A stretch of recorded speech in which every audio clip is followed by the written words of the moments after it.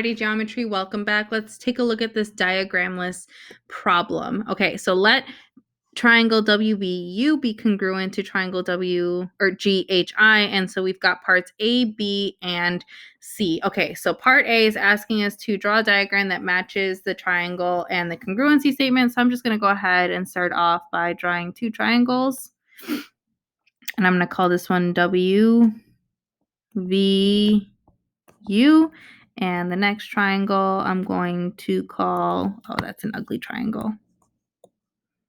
The next triangle I'm going to call GHI, and I'm going to make that a nicer looking H. Okay, so I've got GHI. Okay, so I've done part A. All right, the next thing we want is to mark up what we're given. So part B says WVU is 53 degrees, so I'm going to write 53 degrees right here. The measure of angle GHI, so GHI, this is 4x plus y, 4x plus y, and VUW, so VUW, this is going to be 2x plus 13y. HIG is going to be 39, so I'm going to write that right here. And they want us to solve for all angle measurements in both triangles. Okay, so based off my congruency statement, I know that angle V is congruent to angle H. And I know that angle U, I'm going to use two arcs here, is congruent to angle I. So that's going to help me set up my two equations. And so I can say that 4x plus y equals 53 because that is saying angle H is congruent to angle V.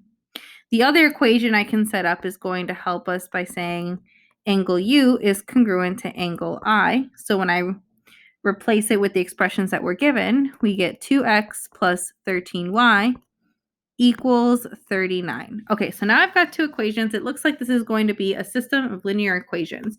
So here's equation 1 and here's equation 2. So looking at both of those equations, it looks like I want to lean towards using substitution to help me solve this system because y has a coefficient of 1. So I want to get y by itself on one side of the equal sign. So I'm going to subtract 4x on both sides of the equation. And I end up with y equals 53 minus 4x. Okay, now that I've isolated my y, I'm going to substitute 53 minus 4x in for y into my second equation. I'm literally just going to plug that in.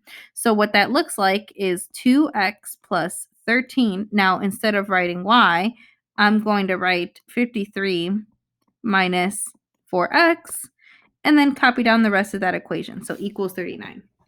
Now everything is in terms of x, so I can start solving. Before I do that, though, I want to distribute that 13 into the expression written in red right there. So that turns into 2x plus, let's see, 13 times 53, that is 689, minus 13 times negative 4 is negative 52. So it's negative 52x. And then copy down the rest, so equals 39. Okay, the next thing we want to do is combine any like terms I see. So I see a 2x and a negative 52x, so that can be combined. And that's going to turn into negative 50x plus 689 equals 39. And so now I can just start solving for x. So I'm going to subtract 689 on both sides of my equation. So I get 39 minus 689. And so that ends up being negative 50x equals negative 650. Divide by negative 50 on both sides. And I end up with x equals positive 13 because a negative divided by a negative is a positive. Okay, so I've solved for x. I want to go ahead and solve for y. So when I solve for y, I'm going to plug in the value that I got for x. And I want to plug it into this equation that I wrote in red because it'll make my life a lot easier. So I get 53 minus 4, but instead of writing x, I'm going to write 13. So 4 times 13 is 52. So I really get y equals 53 minus 52. So I get y equals 1. And so now using this value, I can go ahead and substitute values into the expressions that I got to help me find all of the angle measurements. So let's see. If I plug in 13 for x and 1 in for y in for h, I'm going to get that angle h equals 53 degrees. And when I do the same thing for you, plug in 13 for x and 1 in for y, I'm going to get that angle u measures 39 degrees. Okay, and then from there, I can go ahead and solve for the other angles. So I know I have to do 53 plus 39 plus some other angle. I'm just going to call that other angle z, because when I add all angles of a triangle together, they should equal 180 degrees. So 53 plus 39 gets us 92. So 92 plus z equals 180. So that means that other mysterious angle is 88 degrees.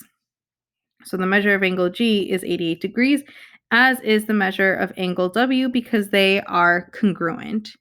Okay, so now that we have found all of the angle measurements, we can go ahead and classify the triangle by its angles. We don't have enough information to classify it by its sides. So we're going to go ahead and say that since all of the angles are less than 90 degrees, we're going to call this an acute triangle. Now, I guess if I wanted to classify it by its sides, we can do some ruling out here. So we can rule out that it's not an equilateral triangle, because in equilateral triangles, all the angles measure 60 degrees. So we know it's not an equilateral. We know it can't be isosceles, because no two angles in the triangle are congruent.